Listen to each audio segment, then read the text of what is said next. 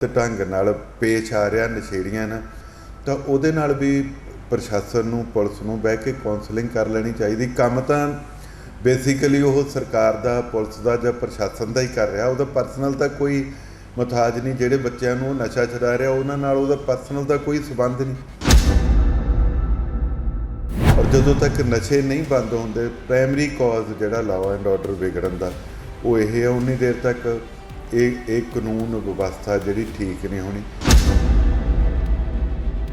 ਜਿਵੇਂ ਲੂੰਬਾ ਸਾਹਿਬ ਦੱਸ ਰਿਹਾ ਕਿ ਮੇਰੀ ਬਦਲੇ ਦੀ ਭਾਵਨਾ ਨਾਲ ਕੀਤੀ ਗਈ ਹੈ, ਮੈਂ ਸਮਝਦਾ ਕਿ ਜੇ ਵਾਕਿਆ ਹੀ ਉਹਦੇ 'ਚ ਕੋਈ ਬਦਲੇ ਦੀ ਭਾਵਨਾ ਜਾਂ ਕੋਈ ਇੱਦਾਂ ਦੀ, ਤਾਂ ਉਹ ਨਹੀਂ ਹੋਣੀ ਚਾਹੀਦੀ। ਜੇ ਕੋਈ ਮੁਲਾਜ਼ਮ ਅੱਛਾ ਕੰਮ ਕਰ ਰਿਹਾ ਤਾਂ ਉਹਨੂੰ ਕੰਮ ਦੇ ਆਧਾਰ 'ਤੇ ਉਹਨੂੰ ਸ਼ਾਬਾਸ਼ ਦੇਣੀ ਬਣਦੀ ਹੈ, ਰੈਦਰ ਦੈਨ ਕਿ ਉਹਨੂੰ ਤੁਸੀਂ ਨਿੱਜੀ ਕੇੜ ਕੱਢਣ ਵਾਸਤੇ ਕਿਤੇ ਪਾਸੇ ਕਰੋ।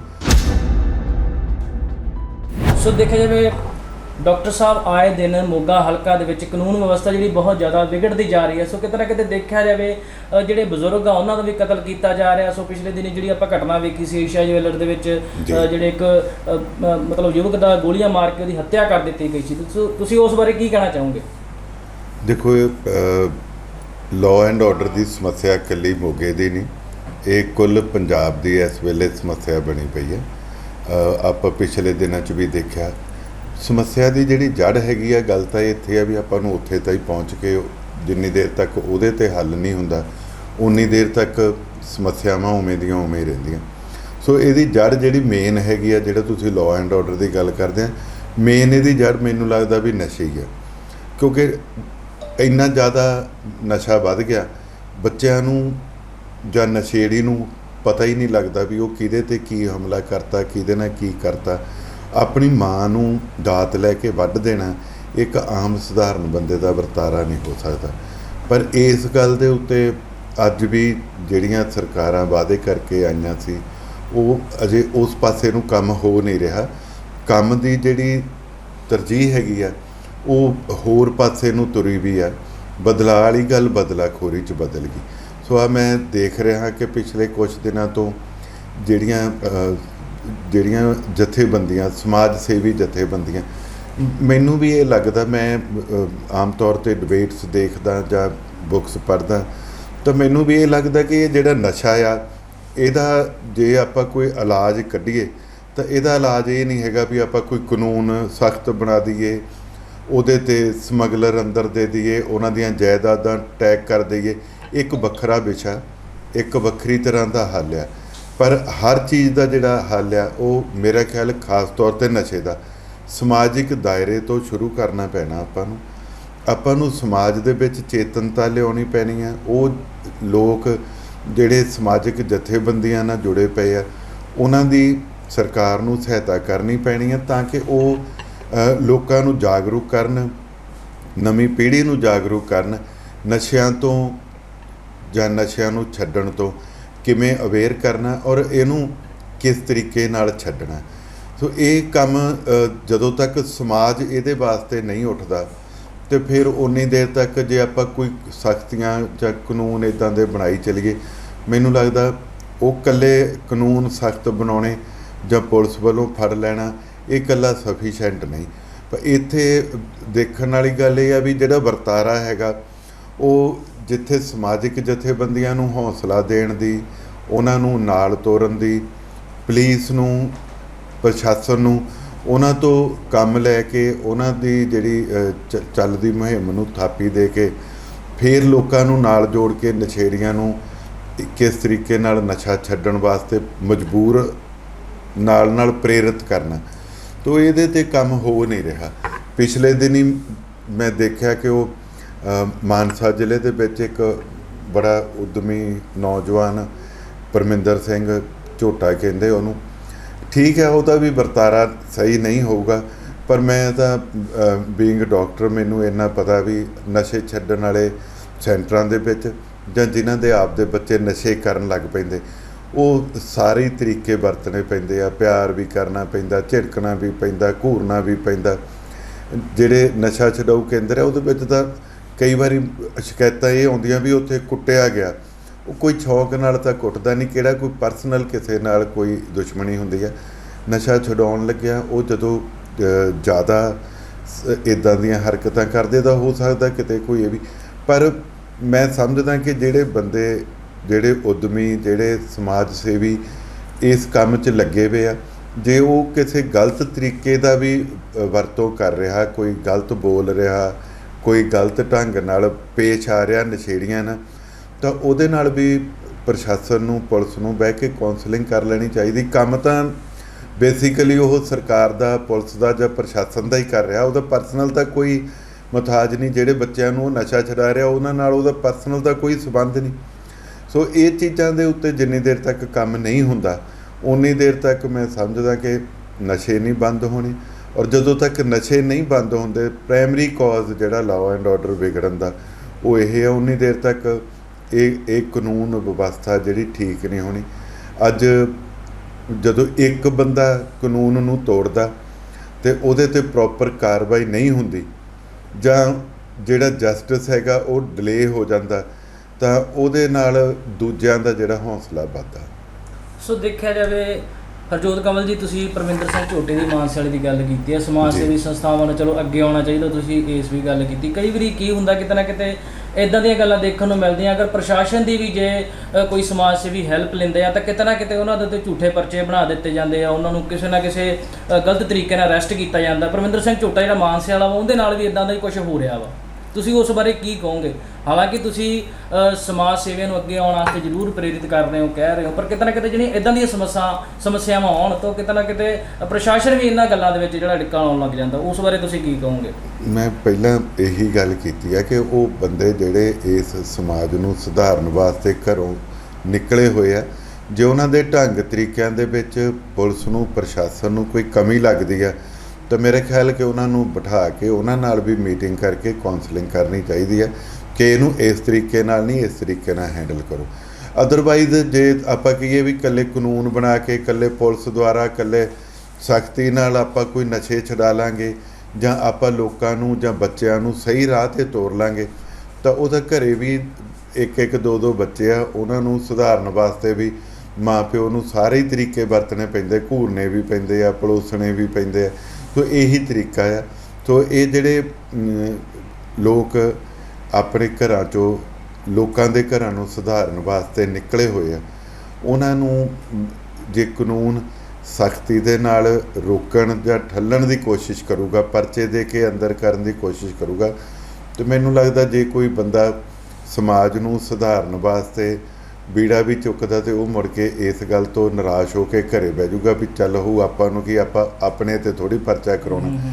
ਤੋ ਇੱਥੇ ਮੈਨੂੰ ਲੱਗਦਾ ਵੀ ਕਮੀ ਰਹੀ ਹੈ ਉਸ ਪੁਲਿਸ ਦੀ, ਪ੍ਰਸ਼ਾਸਨ ਦੀ, ਕਿਹਨਾਂ ਹਾਲਾਤਾਂ 'ਚ ਉਹਨਾਂ ਨੇ ਕਿਉਂ ਇਸ ਤਰ੍ਹਾਂ ਕੀਤਾ।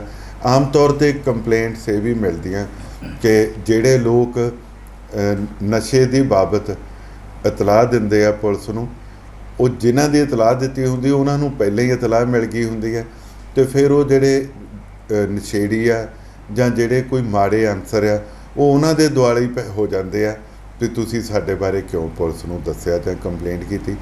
ਇਹ ਸਾਰੀਆਂ ਚੀਜ਼ਾਂ 'ਤੇ ਜਦੋਂ ਤੱਕ ਸੁਧਾਰ ਨਹੀਂ ਹੁੰਦਾ, ਉਦੋਂ ਤੱਕ ਨਸ਼ੇ 'ਤੇ ਲਾਅ ਐਂਡ ਆਰਡਰ ਜਿਹੜਾ ਆ ਉਹ ਪੰਜਾਬ ਦਾ ਸੁਧਰ ਨਹੀਂ ਸਕਦਾ।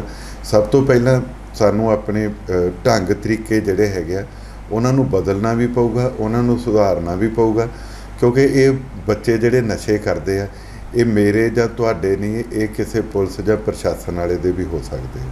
ਸੋ ਦੇਖਿਆ ਜਾਵੇ ਮੋਗਾ ਹਲਕੇ ਦੇ ਵਿੱਚ ਜੇ ਵਿਕਾਸ ਕਾਰਜਾਂ ਦੀ ਗੱਲ ਕਰੀਏ ਤਾਂ ਉਹਨਾਂ 'ਤੇ ਵੀ ਕਿਤੇ ਨਾ ਕਿਤੇ ਰੋਕ ਲੱਗੀ ਹੋਈ, ਤੁਸੀਂ ਇਹਨਾਂ ਗੱਲਾਂ ਦਾ ਕੀ ਕਾਰਨ ਮੰਨਦੇ ਹੋ? ਕਿਉਂ ਰੋਕ ਲੱਗੀ ਹੋਈ ਹੈ? ਜਾਂ ਨਗਰ ਨਿਗਮ ਦੇ ਵਿੱਚ ਕਿਸੇ ਬਵਾਲ ਕਰਕੇ, ਜਾਂ ਕੀ ਕਾਰਨ ਮੰਨਦੇ ਹੋ ਤੁਸੀਂ?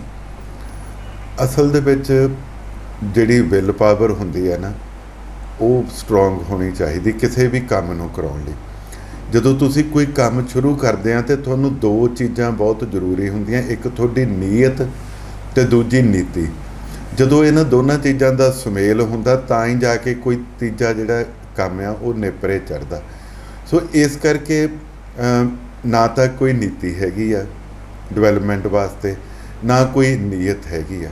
ਸੋ ਮੈਂ ਪਿਛਲੇ ਆਪਣੇ ਕਾਰਜਕਾਲ ਦੌਰਾਨ ਮੋਗੇ ਦੀ ਖੂਬਸੂਰਤੀ ਵਾਸਤੇ ਜਿੰਨੇ ਕੁ ਯਤਨ ਕੀਤੇ ਸੀ, ਤੁਸੀਂ ਦੇਖਿਆ ਬਾਜ਼ਾਰ 'ਚੋਂ ਜਿੰਨੇ ਪੋਲ ਸੀਗੇ ਉਹਨਾਂ ਦੇ ਉੱਤੇ ਸਪਾਇਰਲ ਲਾਈਟਾਂ ਲੱਗੀਆਂ ਸੀ, ਉਹਨਾਂ ਦੇ ਉੱਤੇ ਉਹ ਬੂਟਿਆਂ ਦੇ ਗਮਲੇ ਟੰਗੇ ਹੋਏ ਸੀ, ਜਾਂ ਜਿਹੜੇ ਮੋਗੇ ਦੇ ਐਂਟਰੀ ਪੁਆਇੰਟਸ ਹੈ ਉੱਥੇ ਇੰਨੇ ਸੋਹਣੇ ਸੋਹਣੇ ਮੋਨੂਮੈਂਟਸ ਬਣਾਏ, ਆਈ ਲਵ ਮੋਗਾ, ਅਤੇ ਦੂਜੇ ਪਾਸੇ ਕਿਤੇ ਮਹਿਲਾਂ ਦਾ ਸਸ਼ਕਤੀਕਰਨ ਵੂਮਨ ਅਤੇ ਐਂਟਰਪ੍ਰੀਨਿਓਰਸ਼ਿਪ, ਕਿਤੇ ਖਿਡਾਰੀਆਂ ਦਾ, ਕਿਤੇ ਨੌਜਵਾਨਾਂ ਦਾ, ਇੱਕ ਪਾਸੇ ਜੈਜਵਾਨ ਉਹ ਸਾਰਿਆਂ ਦੇ ਤੁਸੀਂ ਅੱਜ ਜਾ ਕੇ ਦੇਖੋ ਉੱਥੇ ਜਿਹੜੇ ਪੱਥਰ ਲੱਗਿਆ ਸੀਗਾ, ਸਟੀਲ ਦੀਆਂ ਪਲੇਟਾਂ ਲੱਗੀਆਂ ਸੀ ਉਦਘਾਟਨੀ, ਉਹ ਵੀ ਲਾ ਕੇ ਕਿਸੇ ਨੇ ਨਹੀਂ, ਮੈਂ ਸਿੱਧਾ ਨਾਂ ਨਹੀਂ ਲੈਣਾ, ਪਰ ਉੱਥੇ ਪੁਲਿਸ ਅਤੇ ਪ੍ਰਸ਼ਾਸਨ ਨੂੰ ਮੈਂ ਆਪਣੇ ਵੱਲੋਂ ਕਾਰਵਾਈ ਕਰਨ ਲਈ ਲਿਖ ਵੀ ਚੁੱਕਿਆ, ਅਤੇ ਨਹੀਂ ਤਾਂ ਫਿਰ ਮੈਂ ਕੋਰਟ 'ਚ ਵੀ ਇਹਦੇ ਬਾਰੇ ਜਾਊਂਗਾ। ਇਹ ਕੋਈ ਜਿੰਨੇ ਵੀ ਕਿਸੇ ਸਮੇਂ ਦੇ ਦੌਰਾਨ ਕੋਈ ਕੰਮ ਕੀਤੇ ਜਾਂਦੇ ਆ ਉਹ ਉਸ ਬੰਦੇ ਦੇ ਨਹੀਂ ਹੁੰਦੇ, ਉਸ ਸਰਕਾਰ ਦੇ ਹੁੰਦੇ ਆ, ਅਤੇ ਸਰਕਾਰ ਦੇ ਕੰਮਾਂ ਨੂੰ ਭੰਨ ਤੋੜ ਕਰਨੀ ਇਹ ਨਜਾਇਜ਼ ਹੁੰਦੀ ਆ। ਸੋ ਉਹਦੇ ਤੋਂ ਇਲਾਵਾ ਉਹ ਇੰਨੇ ਸੋਹਣੇ ਬਣੇ ਸੀਗੇ, ਤੁਸੀਂ ਜੇ ਉਹਦੇ ਉੱਤੇ ਕੋਈ ਮੋਗੇ ਨੂੰ ਸਵੱਛ ਰੱਖਣ ਲਈ ਲਿਖਣਾ, ਸਾਈਡ 'ਤੇ ਬੋਰਡ ਵੀ ਲਾਇਆ ਜਾ ਸਕਦਾ ਸੀ। ਅਸੀਂ ਇੰਨੇ ਸੋਹਣੇ ਮਹਿੰਗੇ ਪੱਥਰ ਲਾਏ, ਲੋਕਾਂ ਨੇ ਉਹਨੂੰ ਸੈਲਫੀ ਪੁਆਇੰਟ ਵਾਂਗੂ ਮੰਨਿਆ, ਔਰ ਕਹਿੰਦੇ ਹੁੰਦੇ ਕਿ ਘਰ ਦੇ ਭਾਗ ਡਿਉੜੀ ਤੋਂ ਪਤਾ ਲੱਗ ਜਾਂਦੇ। ਉਹ ਵੜਨ ਵਾਲੇ ਪੁਆਇੰਟ ਜਿਹਨੇ ਮੋਗੇ ਦੇ ਵਿੱਚ ਵੜਨ ਵਾਲਿਆਂ ਨੂੰ ਖੂਬਸੂਰਤੀ ਦੇਣੀ ਸੀ, ਉੱਥੇ ਚਿੱਟੇ ਰੰਗ ਨਾਲ ਭੈੜੇ ਜਿਹੇ ਅੱਖਰ ਪਾ ਕੇ ਕਿਸੇ ਨੇ ਲਿਖਿਆ ਪਿਆ ਮੋਗੇ ਦੀ ਸਫਾਈ ਰੱਖੋ ਫਲਾਨਾ। ਇਹ ਚੀਜ਼ਾਂ ਉਹਦੇ ਉੱਤੇ ਲਿਖਣ ਦੀ ਕੀ ਲੋੜ ਸੀ? ਉਹ ਇਸ ਕੰਮ ਲਈ ਨਹੀਂ ਸੀ ਬਣਾਏ ਗਏ। ਸੋ ਇਹ ਨੀਤੀ ਨਹੀਂ ਇਹਨਾਂ ਦੀ, ਇਹਨਾਂ ਨੂੰ ਪਤਾ ਹੀ ਨਹੀਂ ਕੰਮ ਕਿਹੜਾ ਕਿਵੇਂ ਕਰਨਾ। ਹਾਂ, ਇਹਨਾਂ ਨੂੰ ਤਾਂ ਇੱਕੋ ਹੀ ਪਤਾ ਵੀ ਨਜਾਇਜ਼ ਕਬਜ਼ੇ ਕਿਵੇਂ ਕਰਨੇ ਆ। ਉਹ ਤੁਸੀਂ ਪਿਛਲੇ ਦਿਨਾਂ 'ਚ ਦੇਖ ਲਿਆ ਕਿ ਕਾਰਪੋਰੇਸ਼ਨ ਦੇ ਉੱਤੇ ਬਹੁਤ ਵੱਡੇ ਪੱਧਰ 'ਤੇ ਖਰੀਦੋ ਫਰੋਖਤ ਕਰਕੇ ਕਬਜ਼ਾ ਕੀਤਾ।